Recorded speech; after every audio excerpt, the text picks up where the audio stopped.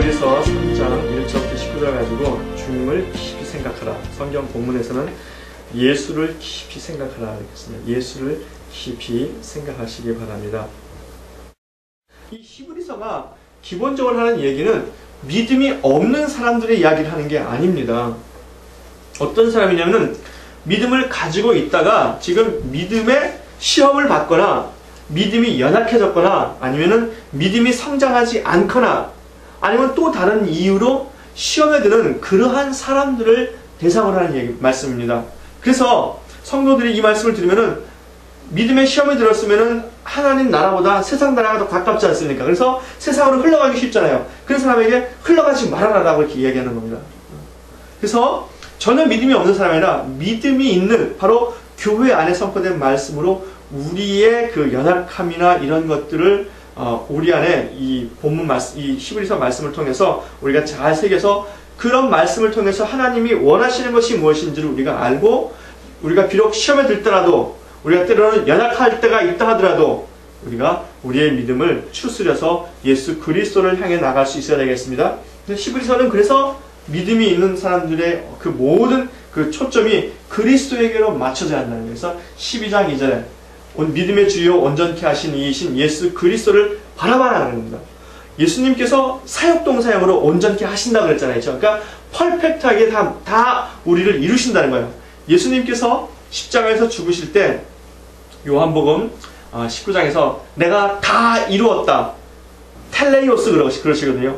근데 그 텔레이오스라는 뜻이 뭐냐면은 하나님 예수님께서 이미 다 이루셨다는 거잖아요. 그래서 우리가 예수 그리스도를 바라보면은 우리를 그 예수 그리스도께서 바라보는 사람들에게 온전케 만들어 주신다는 겁니다. 어떻게 해요? 그것은 믿음의 신비입니다. 믿음이 있으면 우리가 이렇게 온전케 된다는 것이죠. 그렇죠? 그래서 예수 그리스도를 계속 바라보라. 이 바라보라는 것은 악망하다 뭐 이런 뜻보다도 내 눈을 거기에 고정시키라는 거예요. 그러니까 세상에 나의 이 모든 육신의 눈을 예수 그리스도에게 고정시키시고 나의 믿음의 눈, 영의 눈을 예수 그리스도에게 고정시킬 때 내 믿음이 성장하고 내가 다른 길로 가지 않고 한 길로 갈 수 있다고 하는 겁니다. 오늘도 역시 마찬가지예요. 지난 2장도 마찬가지예요. 떠내려갈 때 예수 그리스도를 바라보라는 거예요. 예수 그리스도 바라봐. 그래서 예수 그리스도가 이러한 일을 우리가 하셨다. 이 큰 은혜에 우리가 어찌 배반하고 세상으로 흘러갈 수 있겠느냐. 오늘 역시 어떤 말씀이냐면요. 예수 그리스도를 깊이 생각하라는 겁니다. 깊이 생각하라. 깊이 생각하라는 것은 그냥 이 생각하다는 동사는 무슨 말이냐면 그냥 생각에 그치는 것이 아니라 카타노에오라고 하는 동사인데요. 노에오는 그 생각하다는 거예요. 그래서 깊이 생각하다는 것을 카타노에오라고 하는데 단순히 생각하는 것이 아니라 깨닫는 겁니다. 깨닫는 거. 그러니까 마치 무슨 뜻이 기본적으로 더 첨가되어 있냐면요. 시편 1편에 보면은 어떤 사람이 복 있는 사람입니까? 여호와의 말씀을 주야로 묵상하는 사람이잖아요. 그렇죠? 이 여호와의 말씀을 주야로 묵상하면은 묵상의 결과가 뭡니까? 깨닫는 거잖아요. 그렇죠? 깨닫고 그의 삶을 바꾸는 거 아닙니까? 그거가 포함되어 있는 말이에요. 그러니까 깊이 생각하라. 깨닫다, 묵상하다. 아니면은 그 속에 자기를 잠근다는 거예요. 이렇게. 그 말씀에 내가 꼬르륵 잠겨 있는 거예요. 그러니까 이게 정말 너무 크네. 예수 그리스도를 깊이 생각하라. 예수 그리스도를 깊이 생각하면은 우리의 삶의 그 믿음의 모든 문제가 그 안에서 해결되는 줄로 믿습니다. 그래서 그것을 지금 히브리서를 통해서 하나님께서 우리에게 말씀하고 있습니다. 그래서 예수 그리스도를 깊이 생각하는데 예수 그리스도를 깊이 생각하기 전에 이 오늘 성경 본문은 우리가 누구인지를 먼저 말씀해줘요. 우리가 누구냐? 내가 누구인지를 알게 되면요. 내가 있게 된 나의 이 근원과 그리고 내가 해야 되는 이러한 것들을 더 잘 알게 되는 거죠. 그래서 왜 우리 조선시대 때 그 조선의 통치의 기본이 충이었잖아요. 충성. 그래서 국가에는 충성이 되는 거예요. 왕에게도 충성이 되고 윗사람에게도 충성이 되고 그런데 부모에게는 그게 뭐로 나타나는 겁니까? 효로 나타나는 거예요. 아니면 또 바꿔서 얘기할 수도 있습니다.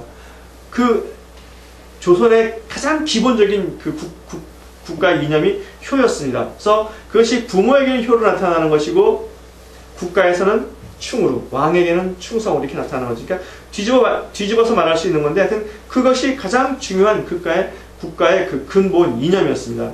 그러니까 효를 하기 위해서 내가 지금 효를 해야 되는 그 대상이 누구이고 나는 누구인지를 알게 되면 더 효도를 하게 되는 거죠. 그렇죠? 왕도 역시 마찬가지입니다. 충성도 역시 마찬가지예요.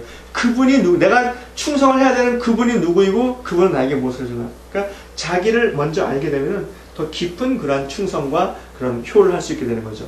그런 거를 하지 않으면 배은망덕한 놈이라 그러고 불효자라 그러고 반역자라 그러잖아요. 역시 하늘나라도 역시 마찬가지가 아닌가 그렇게 믿습니다. 그래서 내가 누구냐? 라고 할 때 함께 하늘의 부르심을 입은 거룩한 형제라라고 이렇게 두 가지를 얘기를 합니다. 함께 하늘의 부르심을 입었습니다. 우리는. 그러니까 저와 여러분 모두가 다 같이 하나님으로부터 함께 부르심을 받았다는 거다. 함께 받았으니까 그분의 부르심이나 나의 부르심이나 하나님의 은혜 안에서 같다는 거예요. 이게요. 물론 그 안에서 가지고 있는 특기와 그런 은사 이런 건 다를지 모르지만은 같이 부르심을 받았기 때문에 그 안에서는 차등이 있을 수 없다는 겁니다. 다 같다는 거예요. 같은 거. 그래서 함께 하늘의 부르심을 받았어요. 하늘의 부르심. 이 하늘의 부르심이라고 할 때 우리가 장소적인 개념, 위로부터 우리가 부르심을 받았다라고 이렇게 생각할 것이 아니라 이 하늘이라고 하는 것은 하나님의 상징입니다. 그래서 존재적인 이 표현이에요. 그래서 하나님으로부터 우리가 부르심을 받았다는 거예요. 어떤 삶을 살도록? 이 땅에서 하늘의 삶을 살도록. 그래서 우리가 누구인지, 우리를 부르신 분이 누구이신지, 우리가 이 땅에서 어떻게 살아야 되는지가 바로 이 짧은 이 단어 안에 완전하게 드러나 있는 겁니다. 그러니까 우리가 함께 부르심, 교회 안에서 모든 성도가 다 함께 부르심을 받았다는 거예요. 그러니까 너와 나의 차별이 없고 우리라고 하는 그러한 공동체적인 그런 마음이 형성되어 있고요. 그 다음에 이 공동체가 추구해야 되는 것은 하늘이야. 하늘의 부르심을 받았다는 겁니다. 하나님의 부르심이 있다는 거예요. 그러니까 우리가 군인이 어디에 부름을 받았습니까? 국가의 부르심을 받았잖아요. 제가 국가의 부름을 받고 그 국민에게 봉사하기 위해서 그것이 부른 거잖아요. 그렇죠? 근데 한국 역사에 비극적인 사건이 있었지 않습니까? 5.18 광주 사건. 정치적인 얘기를 하는 것이 아니라 몇 명이 죽었든지 간에 국민의 군대가 국민을 향해서 총을 들었다는 것은 이건 있을 수 없는 일이 벌어진 거예요. 저는 그때 큰 충격을 받았습니다. 아주 엄청난 충격을 받았어요. 아니 국민의 군대가 이럴 수 있는가? 정말 그때 제 마음에 제가 만약에 광주에 있었다 그러면 막 가슴이 막 끌어올라서 막 길거리 나왔을 것 같아요.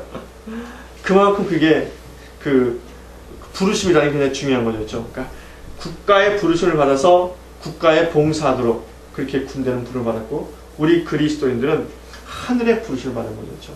하나님의 부르심을 받고 하나님의 사람으로서 하늘의 삶을 살도록 부름을 받은 겁니다. 그래서 바울은 이것을 우리에게 뭐라고 말씀하냐면 우리의 시민권은 어디에 있다고요? 천국에 있다고 그러잖아요. 천국에. 그리고 우리가 돌아가야 된다고. 이것이 가장 중요한 겁니다. 우리의 시민권이 천국에 있고 우리가 반드시 돌아간다라고 하는 사실을 우리가 깊이 명심할 수 있기를 주의 이름으로 축원합니다. 그 다음에 아까 말한 대로 함께라니까 이게 교회를 이루는 거예요. 교회. 함께 교회를 이루기 위해서 우리가 부르심을 받았는데 그러니까 교회는 뭐냐면요. 하나님이 부르신 사람들이라는 거예요. 교회는 하나님이 부르신 사람들. 건물이 아니라 하나님이 부르신 사람들이고 그러니까 그리고 하나님이 부르신 사람들이니까 그 안에서의 삶은 어떤 삶을 살아야 됩니까? 하늘의 삶을 살아야 되는 거예요. 하나님의 뜻에 맞는 삶을 살아야 되는 거죠. 이것이 교회가 가지고 있는 아주 가장 기본적인 그러한 개념이라고 그렇게 말할 수 있습니다. 그러니까 교회 안에서는 세상의 이야기나 이런 것보다도 하나님의 말씀 그리고 하나님께서 베풀어 주신 일들 하나님의 증언 이런 것이 우리 교회 안에서 통용될 수 있어야 되는 거죠. 그러니까 이것이 교회 안에서 같이 만들어져 가야 되는 거예요. 아직 그것을 잘 모르는 성도가 있으면은 그것을 알 수 있도록 같이 깨우쳐줘야 되고 그렇죠. 또 지나친 성도는 권면을 통해서 같이 우리가 보호조를 맞출 수 있어야 되고 그래서 함께 하나님 나라에 향해서 나아갈 수 있어야 되겠습니다. 그러니까 우리는 서로 형제라고 하는 것이죠. 그렇죠? 같은 공동체는 같은 형제라고 하는 겁니다. 그런데 그 형제가 어떤 형제입니까? 거룩한 형제라는 거예요. 거룩한 형제. 우리가 함께 불렀는데 그 함께 부름받아서 우리가 서로 같이 형제라는 거예요. 형제. 그런데 거룩한 형제라고 합니다. 거룩한 형제. 그러니까 이 거룩한이라고 하는 것은 레위기에 잘 드러나 있는데요. 하나님이 뭐라고 말씀하시냐면 내가 거룩하니 너희도 거룩하라 그렇게 말씀하십니다. 그 말은 하나님처럼 우리가 그런 그 거룩의 존재가 되라는 것이 아니라 레위기를 잘 읽어보면은 하나님에게 예배를 드리고 제사를 드리기 위해서 이스라엘 사람들에게 하나님께서 요구하시는 것이 있어요. 해야 될 것과 하지 말아야 될 것, 또 하지 말아야 될 것을 했을 때 그것을 어떻게 그 사함받는 법, 속죄법 이런 것들이 자세히 기록됐잖아요. 그러니까 그런 걸 통해서 쭉 보면요, 아하, 하나님께서 우리에게 요구하시는 거룩이라는 것은 하나님을 만날 수 있는, 하나님 앞에 예배 드리기에 합당한 그러한 삶의 정결을 요구하신다는 거예요. 그리고 예수님께서 또 요한복음 17장에 뭐라고 말씀하셨냐면은 주의 말씀으로 우리를 거룩하게 한다고 그렇게 말씀합니다. 그러니까 하나님의 말씀이 우리 안에 있으면은 우리의 삶을 내가 하고 싶은 대로 그렇게 영위해 나갈 수 있도록 그렇게 하는 것이 아니라 내 삶을 단속하고 내 삶을 하나님이 원하지 않는 그런 삶으로 나가는 것을 막는다는 거죠. 말씀으로 거룩하게 되는 거예요. 말씀이 우리 안에 있으면은 우리가 삶을 절제하게 되고 자제하게 되고 그것이 하나님이 원하시는 거 아니라는 걸 알게 됨으로써 우리가 하나님을 향해서 나갈 수 있게 된다는 것이죠. 그렇죠? 그래서 거룩한 형제라는 것은 우리가 부름받은 우리들이 그 같은 공동체에서 어떻게 살아야 되는가를 말씀하고 있습니다. 그리고 이 거룩한 형제라고 했으니까 이 거룩이라는 것은 아까 제가 조금 전에 레위기를 말씀드리면서 언급했던 것처럼 이 거룩이라는 것은 하나님과 교통하기 위한 가장 기본적인 조건입니다. 그러니까 항상 하나님과 교통할 수 있는 그러한 공동체가 되도록 해야 한다는 것이죠. 그렇죠? 그래서 우리는 하나님의 하늘의 부르심을 받고 그리고 거룩한 형제로 한 교회를 이룬 사람들이라는 거예요. 우리가. 자, 그러면은 예수 그리스도는 누구냐? 예수 그리스도는 우리의 믿는 도리의 사도라는 겁니다. 우리가 부르심을 받고 그리고 거룩한 형제가 됐는데 그럼 우리가 깊이 생각해야 되는 그분은 누구냐?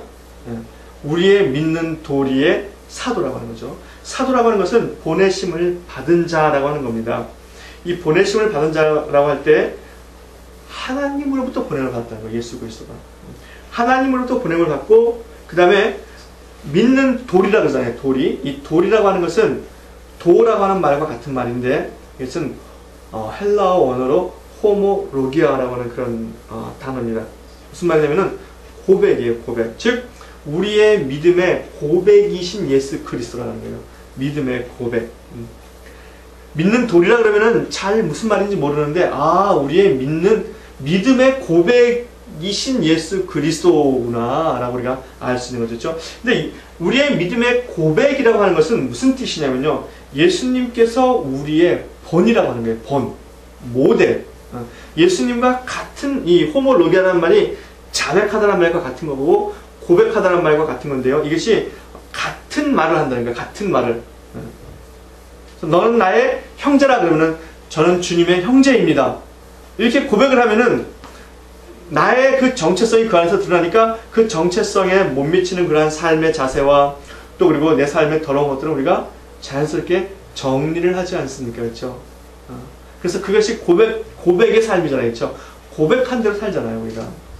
왜 사람들이 연초에 해마다 그 담배 피우는 사람들이나 술 먹는 사람들은 금주 금연에 대한 그런 결심을 하잖아요. 근데 그 3일을 지키기가 어렵지 않습니까? 그래서 그 어드바이스 하는 사람들이 되게 뭐라고 어드바이스 하냐면은 사람들 앞에서 공표해라.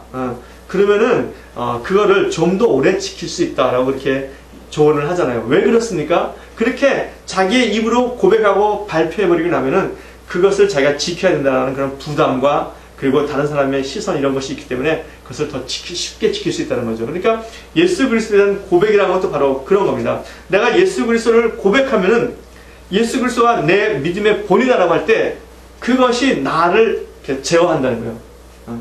그래서 예수님을 따라가려 하고, 그 말이 가지는 힘입니다.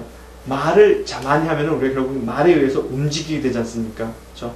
말이 영이라고 했으니까, 그렇죠? 그러니까 우리가 예수 그리스도를 계속 고백하고 자백하고 예수 그리스도를 받아들이면은 우리가 그분을 따라가게 된다고 하는 겁니다.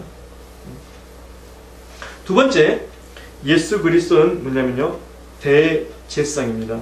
우리의 믿는 도리의 사도시며 대제사장. 사도이며 동시에 대제사장이 되는 겁니다. 즉 예수님은 우리의 믿음의 본이 되기 위해서 우리에게 보내심을 받았습니다. 그러면서 동시에 예수님이 우리에게 뭘 하시냐면요, 대제사장의 역할을 하시는데, 대제사장은 해마다 속죄제를 이스라엘 백성들을 위해서 대신 드립니다. 그렇죠? 그리고 이스라엘 백성들을 하나님과 사이에서 중보하는 사람입니다.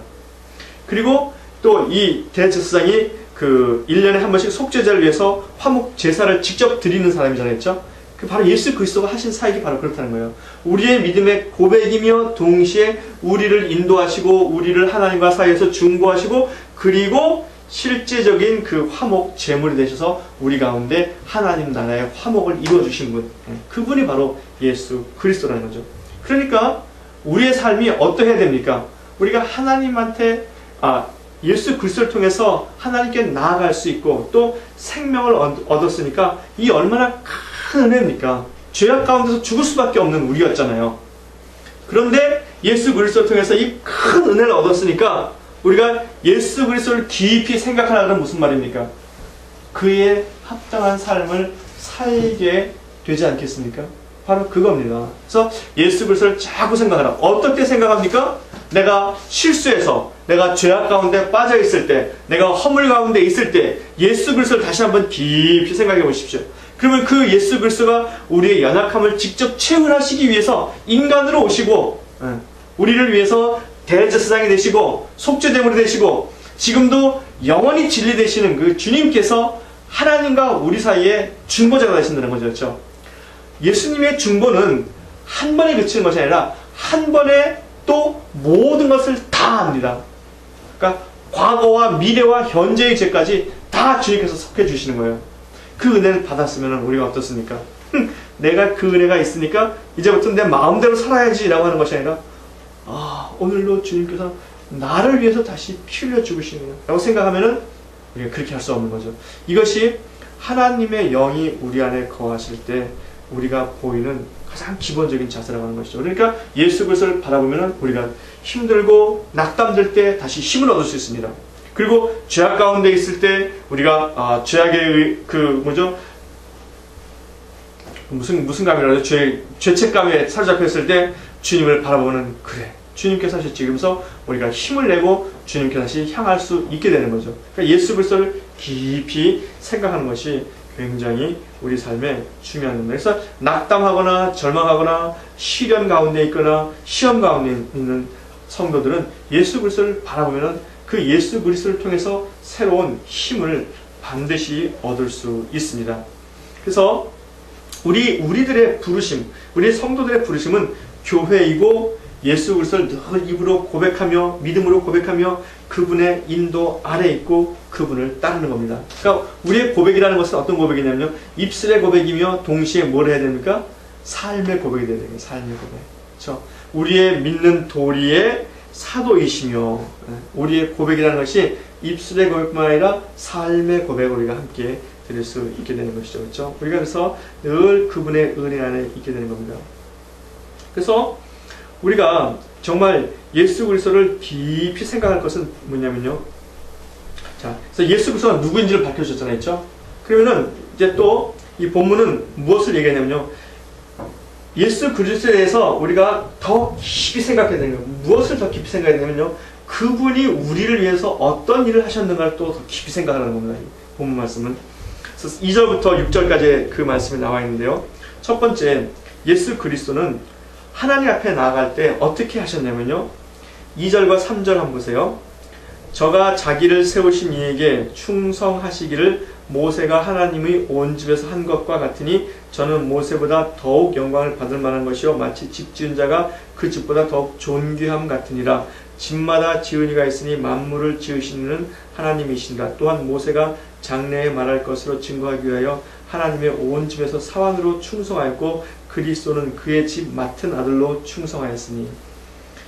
예수님께서 하늘에 그 우리의 믿음의 사도이며 또 우리의 대제사장으로 오신 그분이 하나님에 대한 그 자세가 뭐였냐면은 충성이었다는 거예요. 충성.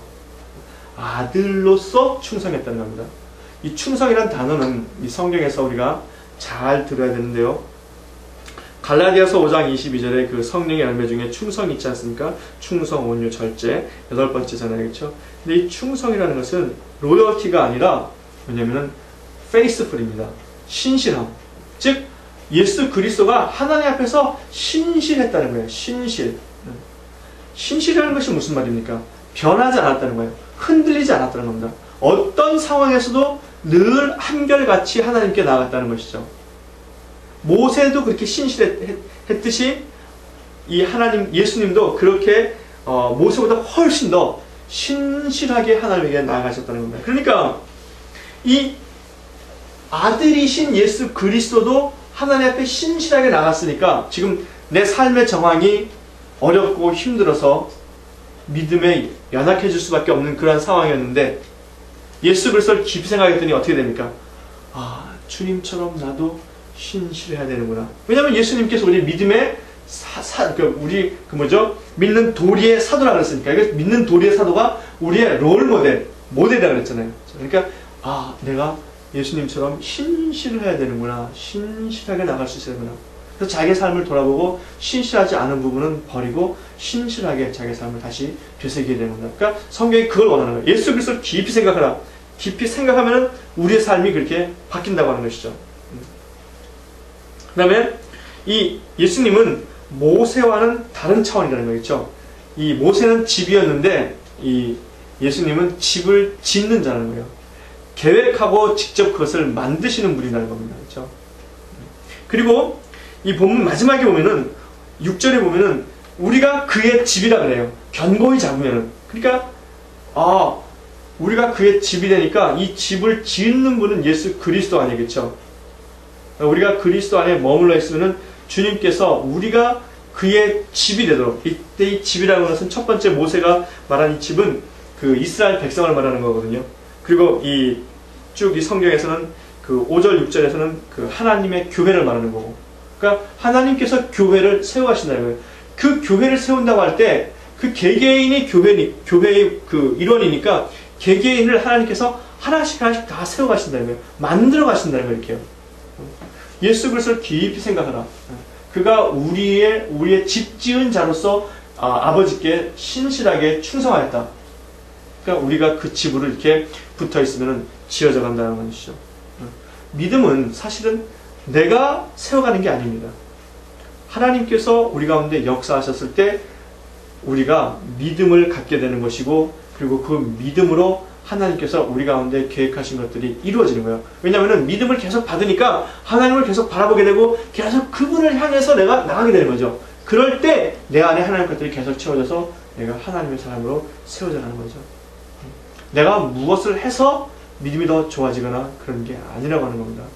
하나님께서는 이미 만세전에 그리스도 예수를 통해서 우리 안에 하나님의 믿음을 넣어주시고요. 그렇죠? 그 믿음을 통해서 하나님께서 기억을 하셨을 때 그것을 우리가 받아들이면 우리 안에 있는 하나님의 그 은혜의 역사가 우리를 그렇게 나아가도록 만들어가지고 그 역사를 이루게 하는 겁니다. 그러니까 하나님께서 우리 가운데 이루시는 거죠. 그렇죠? 그래서 우리가 그의 집이라 그렇게 말씀했습니다. 근데 우리가 그의 집인데 어떻게 하면 우리가 그 집을 온전히 이룰 수 있느냐? 6절 한번 보겠습니다. 함께 읽어볼까요? 시작. 그리스도는 그 집 맡은 아들로 충성하였으니 우리가 소망의 담대함과 자랑을 끝까지 견고히 잡으면 그의 집이라. 뭡니까? 자랑과 소망의 담대함을 어떻게 합니까? 견고히 잡는 거예요. 그러니까 우리가 집으로 온전히 세워져 가는 방법은 세 가지입니다. 그 담대함과 자랑과 끝까지 잡는 거예요. 근데 이 담대함이라는 것이 성경에서는 굉장히 중요한 개념 중에 한 개념입니다. 담대함이라고 할 때 우리가 뭐든지 거침없이 한다 이런 뜻이 아니라는 거예요. 그거보다는 더 넓은 뜻이고 더 깊은 뜻입니다. 이 담대함이라는 것은 뭐냐면요, 확신이라고 하는 건데, 확신. 꺼리낌이 없다는 거예요. 하나님 앞에서 꺼리낌이 없다. 근데 어떤 꺼리낌이 없냐면요, 애들이 마치 부모 앞에서 꺼리낌이 없이 자기를 자랑하고 막 이런 거가 비슷한데, 그것에 더해서 뭐가 있냐면요, 하나님 앞에서 이렇게, 예를 들면 이런 겁니다. 아담과 하와가 선악을 알게 하는 나무의 열매를 따먹은 뒤에 동산을 거느신 하나님의 음성을 듣고 어떻게 했습니까? 숨었잖아요. 그렇죠? 왜 숨었습니까? 죄를 저질렀기 때문에 숨은 거잖아요. 그렇죠? 하나님 말씀을 지키지 않았기 때문에. 그래서 그들 안에 하나님 앞에 당당하게 나갈 수 있는 그 자유와 담대함, 이게 없어진 거예요. 이게요. 담대함이 없어졌기 때문에 숨어버리는 겁니다. 그래서 우리가 마치 교통경찰이 지나가면은 괜히 우리가 주눅이 들잖아요. 그렇죠? 근데 만약에 신호라도 위반하면은 이건 정말 다리가 후들후들 거리지 않습니까? 별거 아닌 벌금이라도. 그런데 우리가 그런 게 없으면은 경찰이 지나가도 담대해지잖아요. 그렇죠? 가인이 그랬습니다. 가인이 아벨을 죽은 뒤에 하나님의 음성을 듣고 가인이 내가 아우를 지키는 자이니까 하면서 버럭 대들었잖아요. 그렇죠? 하나님 앞에 버럭 대드는 것도 사실은 뭐 때문에 그렇습니까? 자기 안에 담대함이 없어졌기 때문에, 그것을 감추기 위해서 그렇게 얘기를 하는 거겠죠. 그러니까 우리 안에 하나님과 교제할 때 하나님을 대면하고 하나님을 볼 수 있는 그것이 그 자유와 담대함이라는 거예요. 마치 이런 겁니다. 우리 한국 소설에 춘향전이 있지 않습니까? 춘향전에 보면은 마지막 클라이막스가 변학도가 이제 잔치를 하는데 춘향이를 동원 앞에 무릎을 꿇고 앉히고, 그리고 이제 잔치를 하는데 이몽룡이 나타나서 암영어사 출두해가지고 변학도를 이제 잡잖아요. 그렇죠? 그런데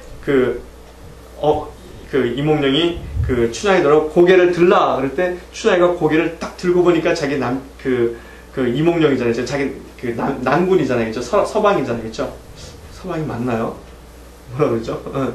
그래가지고 그때 이 춘향이가 이몽룡한테 담대히 달려갈 수 있잖아요. 그렇죠? 근데 만약에 춘향이가 그냥 변학도에 꿰매 넘어가서 변학도의 요청에 응해가지고 수청을 들었는데 이몽룡이 나타나면은 이 춘향이가 이몽룡 앞에서 담대함을 가질 수 있겠습니까? 담대함이 없는 거죠. 그렇죠? 마찬가지예요.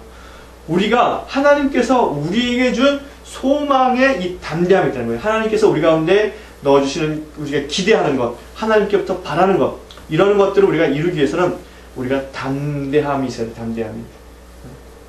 이 담대함. 그러니까 하나님께로 나가는 그 자유함, 꺼리낌, 죄가 없는 거죠. 이게 항상 우리가 있어야 되겠죠. 이 담대함이라는 게 그런 거예요. 성경이 그래서 이 담대함을 굉장히 많이 이 서신서에서 강조하고 있습니다. 담대해라. 파레시아라고 하는 단어인데요. 이 담대함이 있어야 되는 거죠. 그렇죠? 그 다음에 두 번째 뭐냐면 자랑이 있어야 되는 거예요. 자랑. 예수 그리스도의 소망의 자랑이 있어야 한다는 겁니다. 그 무슨 말이냐면 쉽게 말하면 뭐예요? 예수 그리스도를 자랑할 수 있어야 한다는 거예요. 예수 그리스도에 대해서 우리가 자랑스러워하고 부끄러워하지 않아야 한다는 거예요. 우리가 부끄러워한다는 것은 내 마음 안에 수치를 느낀다는 거잖아요. 그러니까 가치를 제대로 모르는 겁니다. 예수 그리스도에 대해서.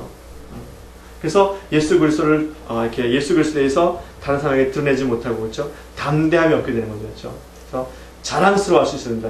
예수 그리스도의 자랑이라는 것이 보면은 이런 거와 같습니다. 예수님께서 뭐라고 말씀하시냐면은 나를 시인하는 자마다 내가 아버지 앞에서 저를 시인할 것이라고 그러잖아요.